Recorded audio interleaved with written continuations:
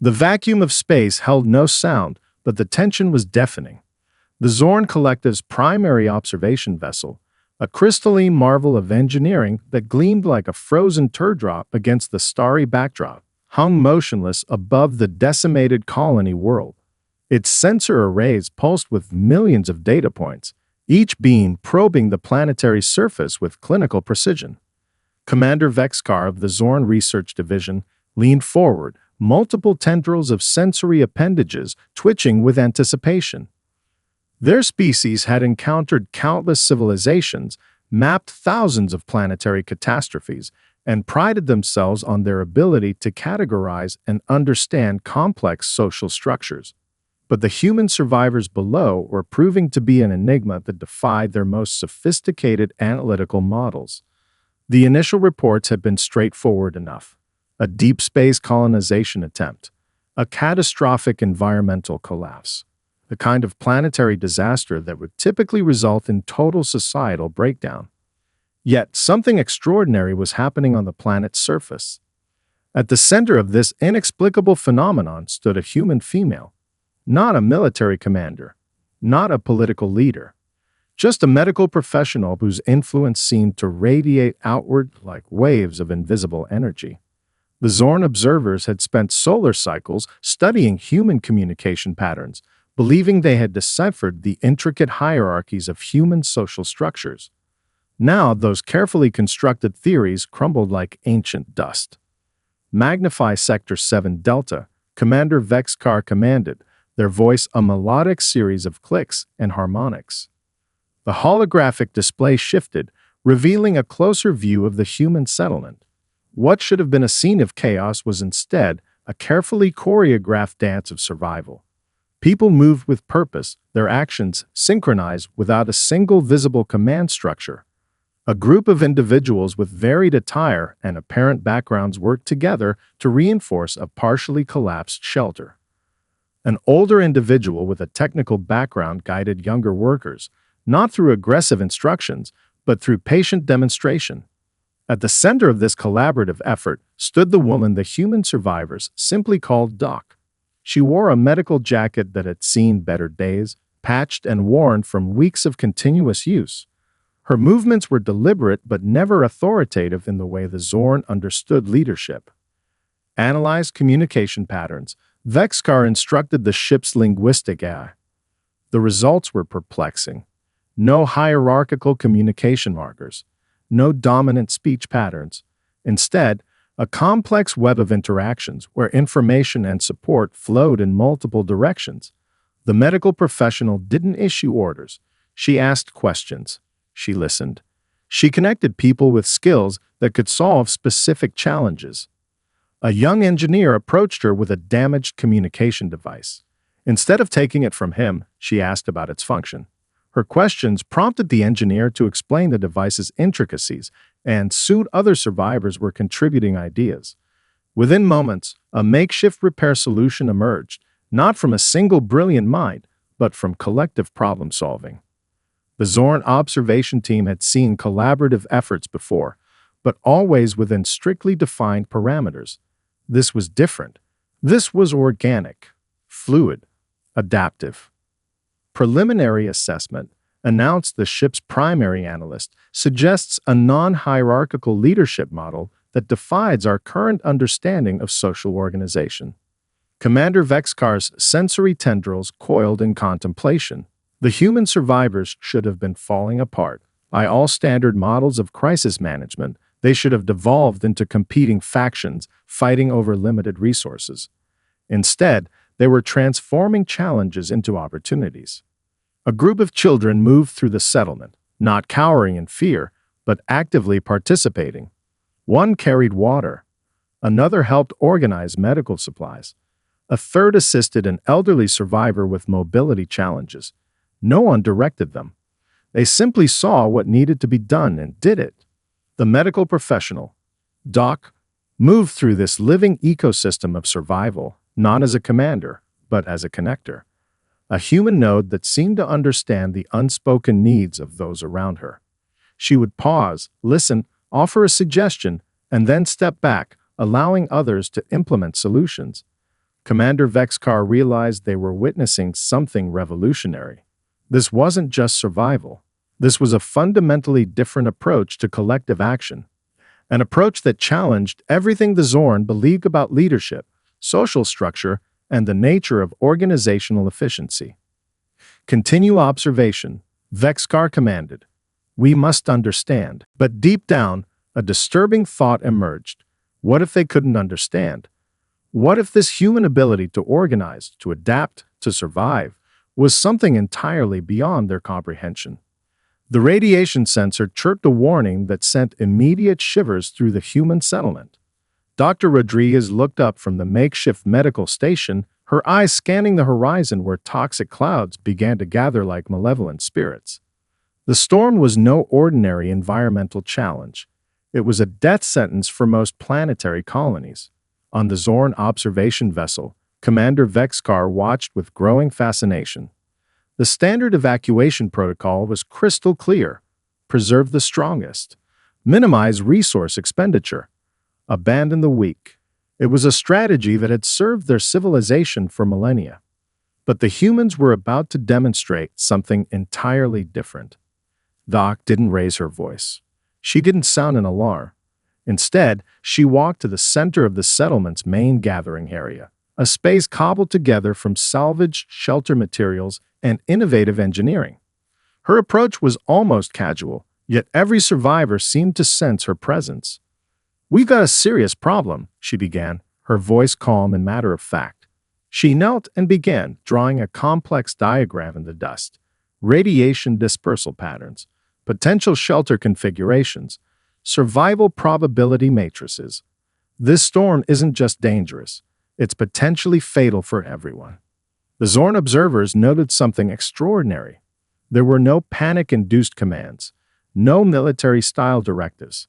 Instead, Doc was inviting collaboration. "We need to understand our resources," she continued.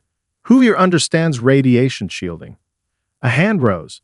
Marcus Chen, a retired environmental engineer who had been part of the original colony expedition.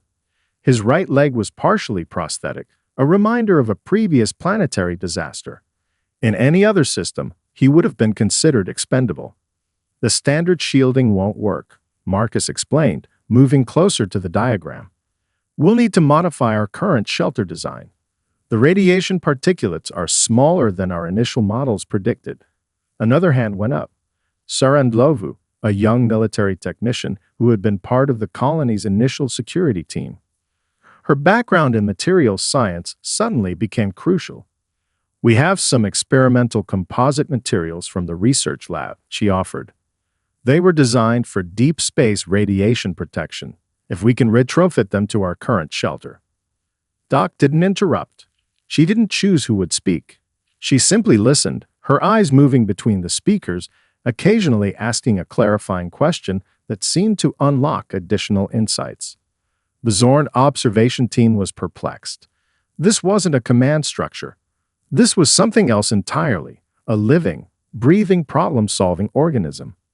A botanist who had been quietly observing approached. Dr. Elena Rodriguez turned to her, raising an eyebrow in silent invitation. "The plant specimens we've been studying," the botanist said, "they have unique cellular structures that might help us understand radiation absorption. If we can integrate their protective mechanisms." Piece by piece, a solution began to take shape. Not through a single brilliant mind, but through the collective intelligence of survivors who were seeing themselves not as victims, but as active participants in their own survival. Commander Vexcar's sensory tendrils twisted in confusion. Their own evacuation protocols would have already separated the group. The strongest would be prepared for extraction. The weak would be left behind. Efficiency was their highest virtue. But these humans were doing something radical. They were treating every individual as a potential solution. The elderly botanist, the injured engineer, the young military technician. Each became a critical piece of a complex survival puzzle. Within hours, they had developed a multi-layered radiation shield that combined experimental materials, botanical insights, and creative engineering. It wasn't perfect, but it was innovative in a way that defied traditional survival strategies. The storm approached. Radiation levels continued to rise, but instead of fear, there was a sense of collective determination. Doc didn't celebrate their solution.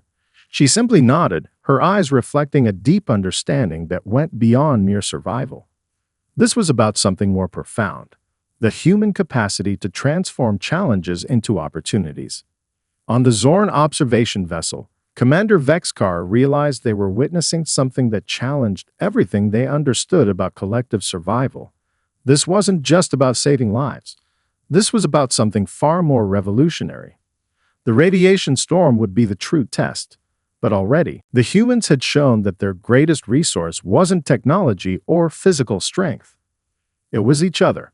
The first light of the colony's artificial dawn revealed something extraordinary. Where other civilizations would have collapsed, this human settlement had transformed. The radiation shield stood as a testament to collective ingenuity, a patchwork of materials that shouldn't have worked, yet somehow did. Dr. Rodriguez moved through the settlement like a living circulation system, her presence both subtle and essential. The Zorn observation team struggled to comprehend the network of interactions they were witnessing. This wasn't a hierarchical structure. It was something far more complex, a living, breathing organism of human cooperation. Senior analyst Krelnax of the Zorn research team zoomed in on the intricate social interactions.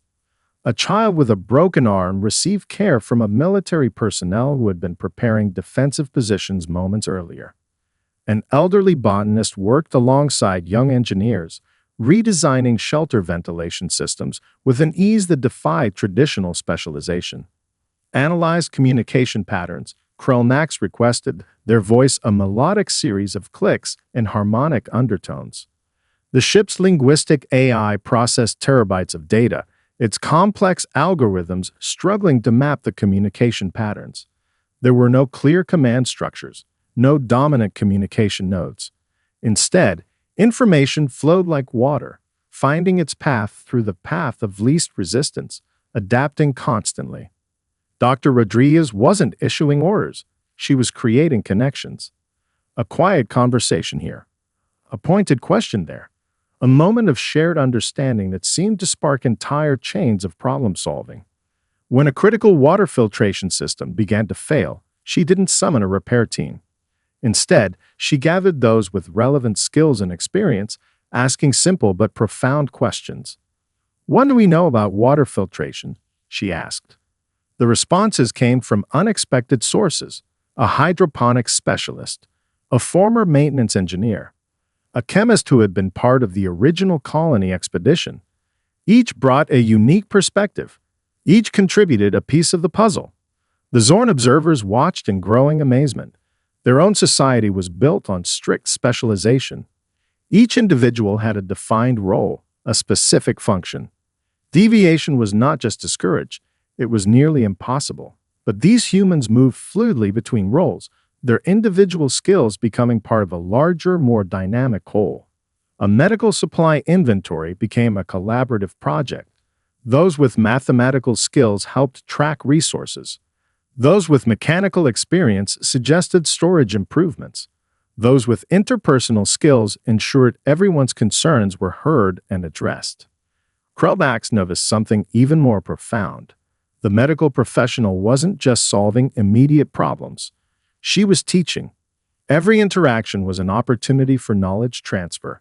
When she helped someone solve a challenge, she wasn't just fixing an issue, she was expanding their capabilities. The child with the broken arm learned basic medical assessment techniques while receiving treatment. The military personnel working on shelter reinforcements gained insights into structural engineering. The botanist working on ventilation systems shared knowledge about environmental adaptation.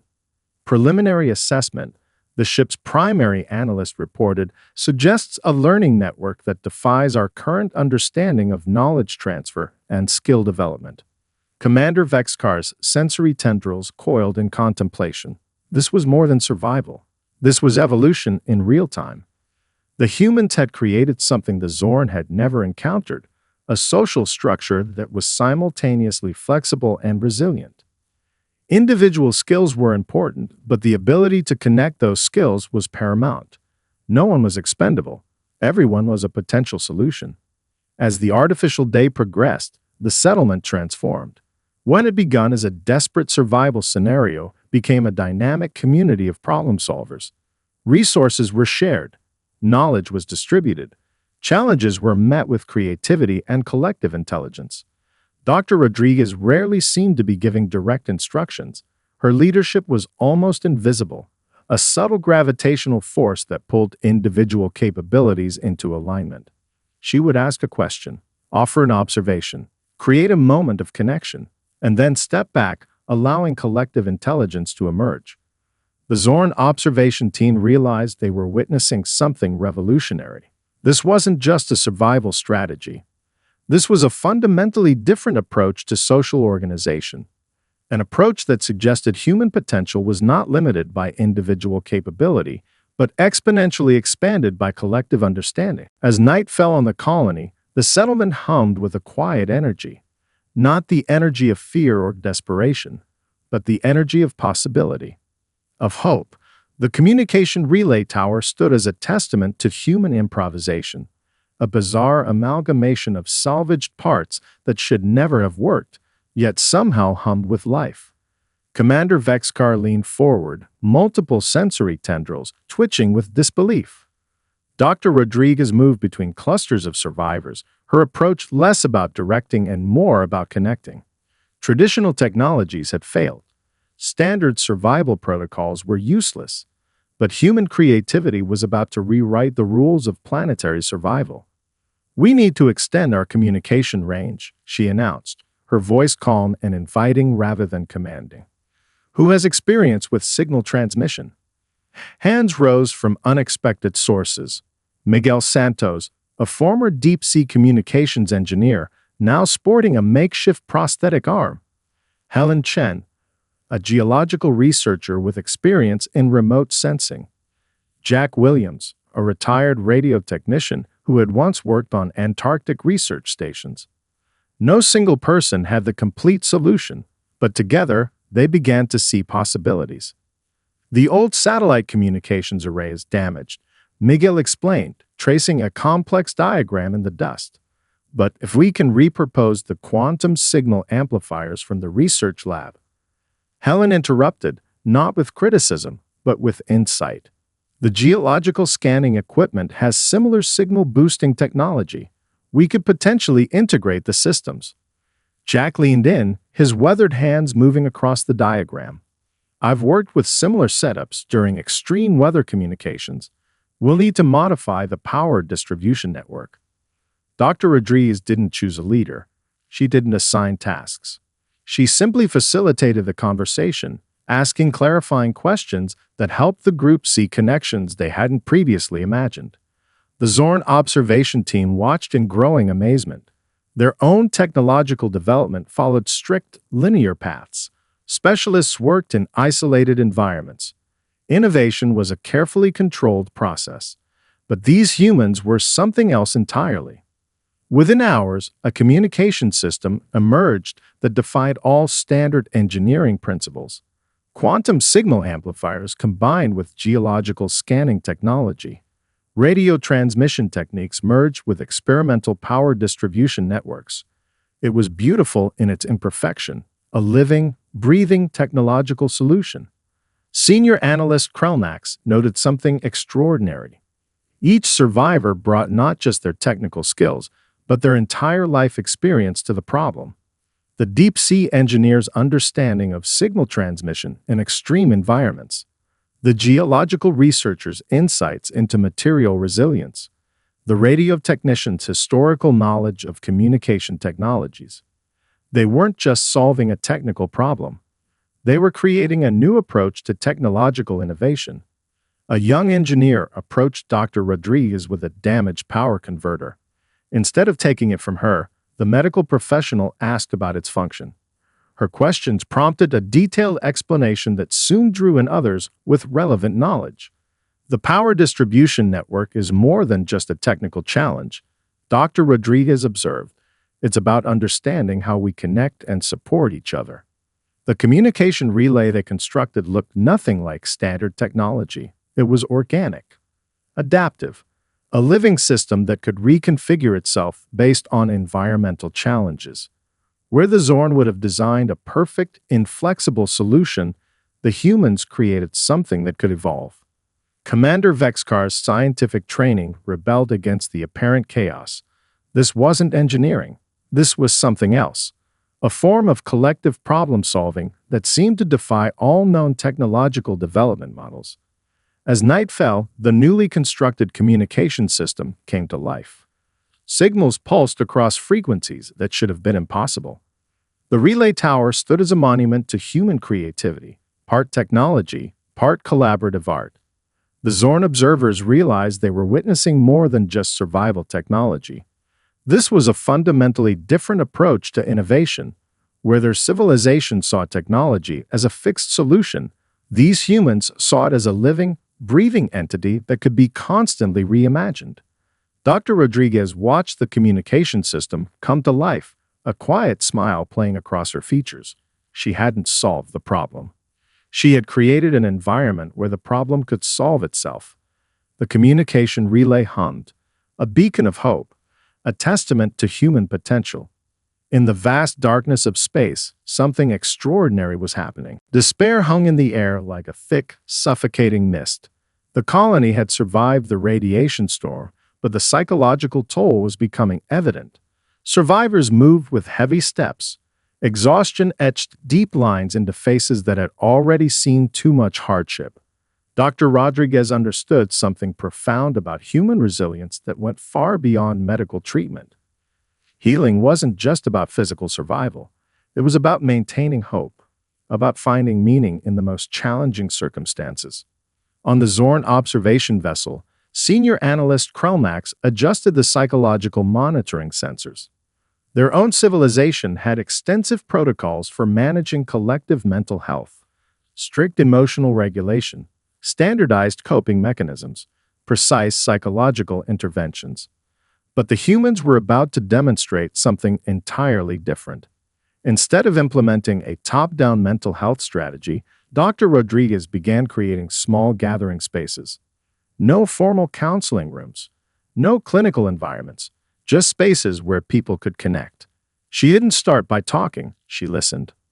A group of survivors gathered in a makeshift shelter reinforced with their earlier radiation-resistant modifications. The space felt both temporary and somehow sacred. Dr. Rodriguez sat among them, not as a leader, but as a participant. "What are we feeling?" she asked simply. The responses came slowly at first. A construction worker spoke about losing his entire team during the initial planetary disaster. A young researcher shared her grief about interrupted scientific projects. An elderly survivor talked about leaving behind a lifetime of memories. The Zorn observers expected intervention, a standard psychological reset protocol, emotional suppression, efficient trauma management. Instead, something remarkable happened. Those who spoke found themselves surrounded by quiet support. No one tried to minimize their pain. No one offered empty platitudes. The group simply listened, truly listened. A former military personnel who had been silent suddenly shared his own story of loss. The construction worker who had spoken earlier reached out, placed a hand on his shoulder. A moment of unexpected connection. Krelnax's psychological analysis algorithms struggled to process what they were witnessing. This wasn't group therapy. This wasn't a structured healing process. This was something more organic, more alive. Dr. Rodriguez rarely spoke during these gatherings. Her presence was a catalyst. She would ask a gentle question, observe, create space for vulnerability, and then step back, allowing the group's collective emotional intelligence to emerge. Younger survivors began mentoring those struggling more deeply. The elderly shared wisdom gained through decades of navigating personal challenges. People who had been strangers days ago now understood each other with profound intimacy. The psychological support network they created defied all standard intervention models. It wasn't about fixing individuals. It was about creating an environment where healing could happen naturally. Commander Vexcar watched with growing fascination. Their own civilization managed psychological challenges through precise, controlled interventions. Emotions were resources to be managed. Traumas were problems to be solved efficiently. But these humans saw emotional experience as something more complex, more valuable. A young engineer who had been withdrawn began helping others with technical challenges, not because he was assigned to do so, but because the act of helping became his own path to healing. A former researcher started documenting the colony's survival strategies, transforming her grief into a meaningful contribution. Dr. Rodriguez understood that resilience wasn't about suppressing pain. It was about finding purpose, about transforming individual suffering into collective strength. As the artificial day progressed, the settlement's psychological landscape transformed. What had begun as a group of traumatized survivors became a community of mutual support. Individual pain became a source of collective understanding. The Zorn observation team realized they were witnessing something revolutionary. This wasn't just psychological survival. This was a fundamentally different approach to human emotional experience. An approach that suggested human potential was not limited by individual trauma, but exponentially expanded by collective compassion. As night fell, the settlement hummed with a quiet energy. Not the energy of desperation, but the energy of hope, of healing, of human resilience. Communication networks across the galactic quadrant erupted with an unprecedented transmission. Fragments of video, audio recordings, data streams that defied standard classification. The survival story of a small human colony was about to challenge everything known about crisis management. The transmission originated from the damaged colony world, a signal boosted by the ingenious communication network created through collaborative effort. Research stations, diplomatic outposts, and scientific observatories received the same message, a detailed account of survival that was more than just a report. It was a blueprint of human potential. Senior analyst Krelnax of the Zorn research team worked tirelessly, analyzing every millisecond of the transmission. Their civilization had encountered countless species, mapped thousands of survival scenarios. But this was different. The first wave of data showed something extraordinary. This wasn't a military victory. This wasn't a technological triumph. This was something far more profound. A demonstration of collective human capability that challenged fundamental assumptions about organizational structure. Zorn sociologists began to break down the transmission. They expected a linear narrative, a clear chain of command, detailed strategic protocols. Instead, they found something far more complex. Videos showed Dr. Rodriguez not as a commander, but as a connector. Interviews revealed a leadership approach that defied all known management theories. Survivors spoke not about individual heroism, but about collective problem-solving. A deep space research station run by the Valkyra civilization was the first to request a comprehensive analysis. Their own society was highly structured, with clear hierarchical divisions. The human approach seemed like controlled chaos. Analyze leadership methodology, requested the Valkyrie research director. The transmission revealed layers of complexity. When traditional technologies failed, humans didn't panic. They reimagined. When resources became limited, they didn't compete. They collaborated. When psychological stress threatened to break the community, they created support networks that transformed individual pain into collective strength. Diplomatic channels across multiple star systems began to buzz with conversation. This was more than a survival story. This was a potential paradigm shift in understanding collective intelligence. The Zorn Collective's primary research council convened an emergency session. Commander Vexcar presented the findings, their sensory tendrils moving with a combination of excitement and analytical precision. This is not about a single successful colony, Vexcar explained. This is about a fundamentally different approach to problem solving, an approach that sees challenges as opportunities for collective growth. Research teams began to dissect every moment of the transmission.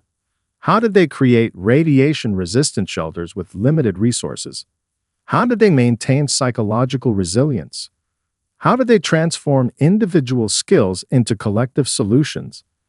The answer was both simple and revolutionary. They didn't see limitations. They saw potential. A retired engineer became a critical communication specialist. A botanist contributed to structural engineering. A young researcher found purpose in community support. No one was defined by their previous role. Everyone was a potential solution. Diplomatic archives across the galaxy began to reassess human potential. Previous encounters had been limited. Military engagements, resource negotiations, technological exchanges. But this transmission suggested something far deeper.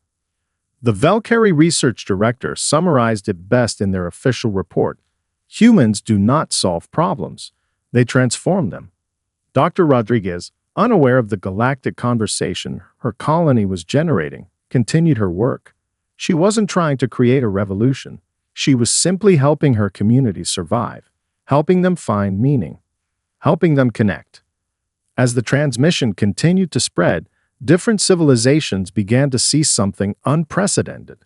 This wasn't just about survival. This was about a different way of existing, a way that valued collective potential over individual limitation. The Zorn Collective's most advanced analysis systems worked overtime. They compared this transmission to thousands of previous planetary survival scenarios. The differences were stark. Most civilizations fought to preserve existing structures. Humans seemed to create new structures entirely. Commander Vexkar realized they were witnessing more than a survival story. They were seeing the early stages of a potentially revolutionary approach to collective intelligence. The galactic networks continued to hum with the transmission. A small colony's story of survival was becoming something much larger.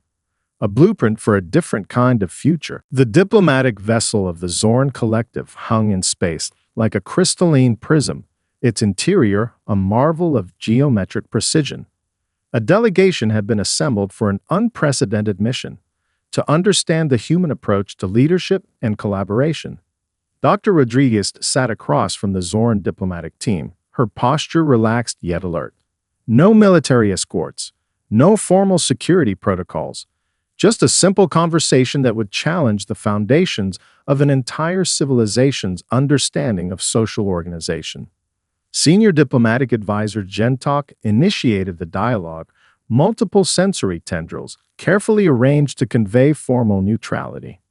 "We wish to understand," they began, "the mechanism of your leadership approach." A slight smile played across Dr. Rodriguez's features. She didn't launch into an explanation. Instead, she asked a question. "What do you believe leadership is?" The Zorn delegation exchanged rapid communication signals. Their response was carefully constructed. Leadership is the efficient management of resources, the precise allocation of capabilities, the optimization of collective potential through structured hierarchy. Dr. Rodriguez leaned forward. "That sounds like managing machines, but we're talking about living systems, about people." The diplomatic team's communication patterns shifted. Confusion, intrigue, challenge. She continued, her words carefully chosen. "True leadership isn't about controlling others. It's about creating environments where people can discover their own potential, where they can connect, where they can see challenges as opportunities for collective growth." Gentok's sensory tendrils coiled, a sign of deep contemplation. But without clear structure, how do you prevent chaos? How do you ensure efficiency? Efficiency isn't about controlling every movement, Dr. Rodriguez explained. It's about creating trust, about helping people understand their unique value. When people feel connected, when they understand the broader purpose, they become more innovative than any top-down system could mandate. The diplomatic team analyzed every nuance, every subtle communication signal. They had expected a formal presentation, detailed strategic documents. Instead, they received something far more challenging, a fundamental reimagining of social organization. She shared stories from the colony, the engineer who became a communication specialist, the botanist who contributed to structural design, the researchers who found purpose in community support. Each example was a direct challenge to the Zorn's rigid specialization model. Our greatest strength, Dr. Rodriguez said, is our ability to see beyond our current roles, to understand that everyone has multiple capabilities, that limitations are often just unexplored potential. Gentok's communication patterns indicated deep internal conflict. Their civilization had built itself on precise categorization, strict role definition, controlled innovation. This human approach suggested something revolutionary, that true potential emerged through connection rather than control. The diplomatic team requested specific examples. Dr. Rodriguez didn't provide a structured report. She invited them to explore the colony's communication logs, their improvised technologies, their psychological support networks. Don't just look at what we did, she advised. Look at how we did it.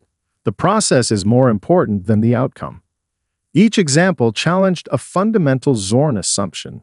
Their radiation shield wasn't created by specialists. It emerged through collective problem solving.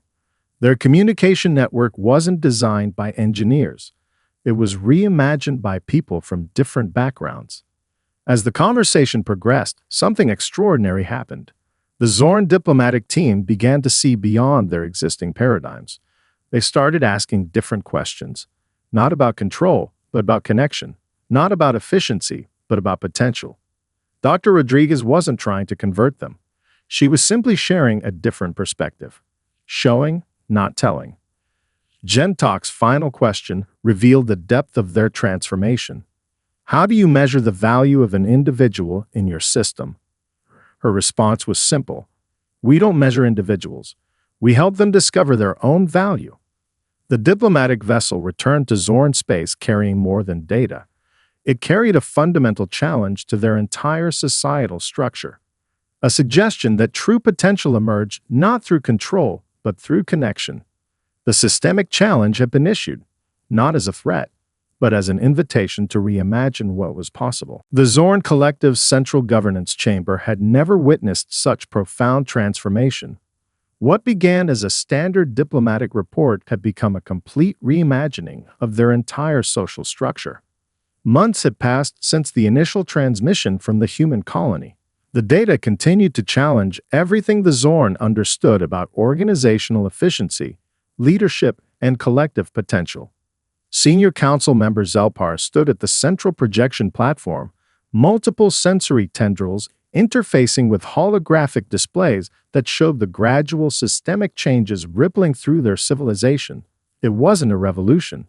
It was something far more nuanced, a quiet, fundamental redesign of how they understood cooperation. Research facilities were the first to change. Rigid departmental boundaries began to dissolve. Scientists from different disciplines started working together in ways that would have been impossible months earlier. A quantum physicist now collaborated daily with a molecular biologist. An environmental researcher worked alongside a social psychologist. The changes weren't mandated. They emerged organically. Dr. Rodriguez, unaware of the broader impact, continued her work in the colony. She wasn't trying to create a galactic transformation.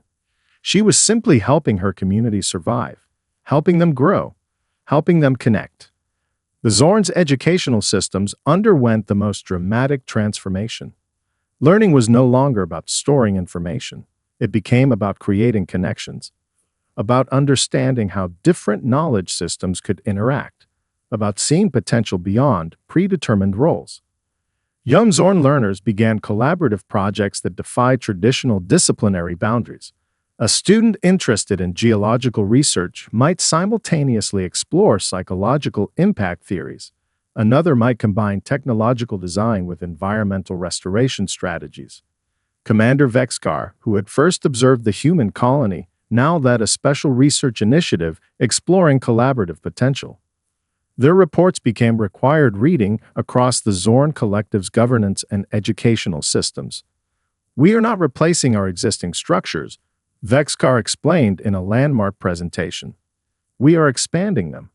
We are learning to see potential where we once saw only limitations. The human transmission continued to circulate. not as a fixed document, but as a living conversation. Different civilizations interpreted it through their own cultural lenses, but the core message remained consistent. Potential emerges through connection. Diplomatic channels across multiple star systems began to change. Negotiations were no longer about winning. They became about understanding, about finding collective solutions that benefited all parties. On the original colony world, Dr. Rodriguez continued her work. She would have been surprised to know the broader impact of their survival story. For her, it was never about creating a galactic revolution. It was about helping her community survive, about helping people see their own potential. The Valkyrie research stations began publishing collaborative studies that integrated multiple disciplinary perspectives. The Cathax trading networks redesigned their economic models to prioritize collaborative value creation over competitive resource extraction. Even the most rigid civilizations began to show signs of transformation, small changes, subtle shifts, but profound in their implications. Senior Council member Zelpar reflected on the journey. Their civilization had always prided itself on efficiency, on precise control, but they were learning something profound. True potential wasn't about control, it was about connection. The holographic displays showed a complex network of interactions, no longer a rigid hierarchical structure, but a living, breathing system of potential, of possibility. Dr. Rodriguez would have described it simply: we are more together than we are alone. As the artificial sun set on the colony world, survivors continued their work, rebuilding, growing, connecting, unaware that their survival story was rewriting the understanding of collective potential across multiple star systems. The transmission continued to spread, a small colony's story of survival becoming a blueprint for a different kind of future. Not a future defined by control, but a future defined by connection, by understanding, by potential.